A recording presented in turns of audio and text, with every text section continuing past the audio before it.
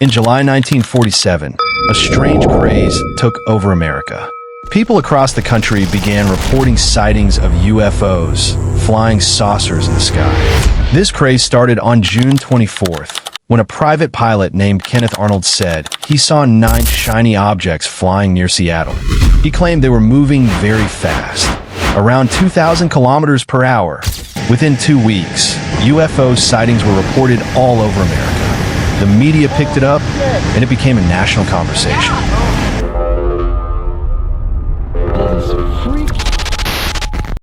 Newspapers and news channels started connecting the sightings to atomic test sites. They noticed that the areas with the most UFO reports were near nuclear test zones. One day, a man from New Mexico named Mac Brazel remembered something strange. He had found odd debris in his field, tin foil, rubber, and wood. He didn't know what it was, but thought it might be linked to the UFO stories. So on July 7th, he took the materials to the local sheriff in Roswell. This caught the attention of Colonel William Blanchard, who worked at Roswell Army Airfield. The very next day, the Army made a big announcement. They said they had recovered a flying disc. Newspapers ran headlines claiming the Army had proof of a UFO. But just one day later, the Army took back their statement. They said the debris was from a weather balloon, not a flying saucer. Photos were released of Major Marcel holding balloon fragments, and the media moved on. People lost interest quickly. In the late 1970s, the Roswell story came back. Rumors began to spread that a UFO had crashed in the New Mexico desert, and that aliens had died in the crash. In 1980, Major Marcel published a book called The Roswell Incident. He said the material he saw couldn't have come from Earth. Since then, theories have exploded. Some people believe the U.S. Army found a live alien and kept it hidden. They think the military is reverse engineering alien technology at a secret base. That base? Area 51.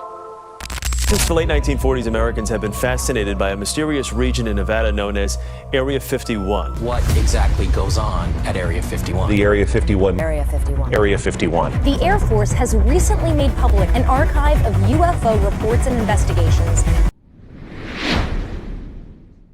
Area 51 is a real U.S. military base, located deep in the Nevada desert.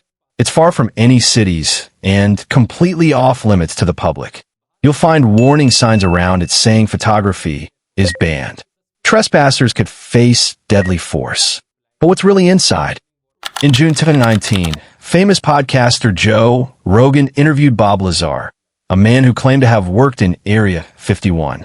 Lazar said he studied alien spacecraft and tried to reverse engineer their technology. This project was to back engineer the alien craft. I went into the hangar door, and in the hangar door was the disc, the flying saucer. He described a flying saucer in a secret hangar. This podcast inspired a college student named Matty Roberts to make a joke on Facebook. He created an event, Storm Area 51. They can't stop all of us. The plan? Get thousands of people to rush into Area 51 on September 20th. 2019. The event was filled with jokes, like doing the Naruto run to dodge bullets. Naruto is a Japanese anime character known for his silly running style. Even though the event was clearly a prank, it went viral. Over 2 million people signed up to attend. Matty Roberts was shocked and scared. Even the FBI showed up at his door. What started as a joke on Facebook now has reached millions of people, and it's turning into an alien enthusiast festival. And I just created a joke while I was playing video games, man, and it's taken off to this like absolutely wild monster. So the FBI agents that showed up, they showed up at 10 a.m. So because I was kind of scared at this point. Matty later said he wasn't responsible if people actually showed up, but some did. Thousands of people started heading to Nevada. The closest village to Area 51 is called Rachel.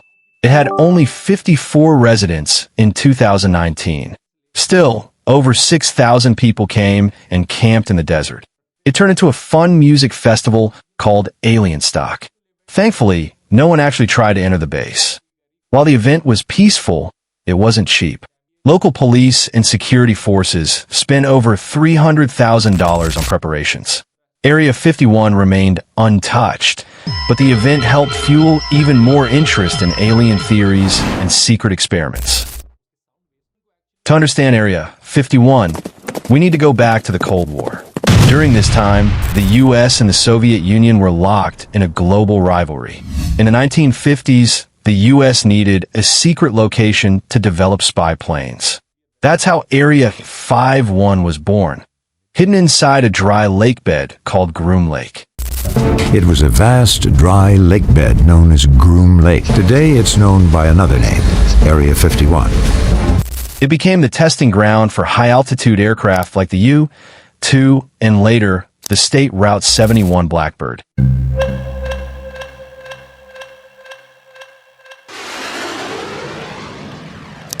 These planes flew so high, above 21,000 meters, that regular people couldn't recognize them from the ground. They looked strange and glowed in the sunlight.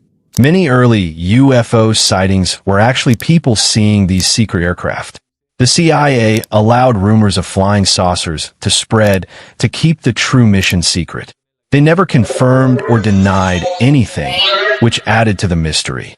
In the language of the U.S. Department of Defense, these are unidentified aerial phenomena. Bob Lazar, the man who inspired the 2019 event, made many wild claims. He said alien spacecraft ran on something called Element 115, which created its own gravity field. Element 115 is a super heavy element, but it's a unique element. When it's exposed to radiation, it produces its own gravitational field, its own anti-gravitational field, and it's what's used to lift and propel the craft and create distortions around it. But in 2003, Russian scientists created a real Element 115 called Moscovium. It turned out to be highly unstable and did not produce gravity fields. Lazar also claimed to have studied at MIT, but there's no record of that. Many experts believe he made everything up. In 2013, the CIA officially confirmed the existence of Area 51. They released documents under the Freedom of Information Act. The documents revealed that the base had been used for spy aircraft testing. Released CIA documents officially acknowledge the site for the first time. But if you're looking to gain insight into aliens or spaceships, you might be disappointed. Nothing about aliens. In 2017, 13 million more pages were declassified, and in 2021, even more UFO-related records were made public. Through the 1950s, UFO sightings become the convenient cover-up for U-2 flights.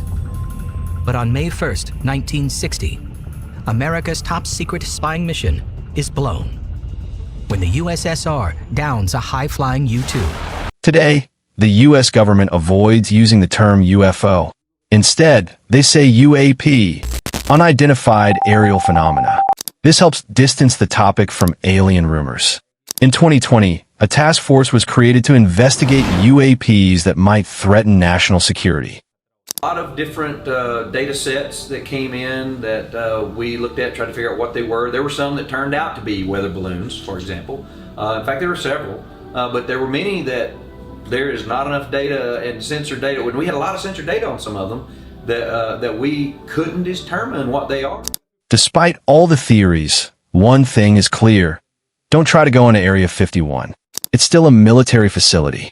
Trespassers have been arrested, including a Dutch YouTuber who spent 3 days in jail for trying. Identified themselves as YouTubers who acknowledged they saw the no trespassing signs at the Mercury Highway entrance, but went in anyway. They have been charged with trespassing.